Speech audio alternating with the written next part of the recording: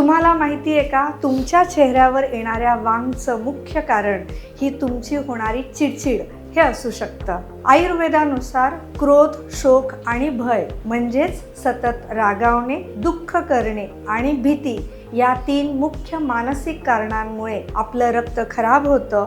वाढलेला वात आणि बिघडलेलं रक्त तुमच्या चेहऱ्याला देखील खराब करतं आणि चेहऱ्यावरती वांग म्हणजेच व्यंग, मेलास्मा तयार होतो.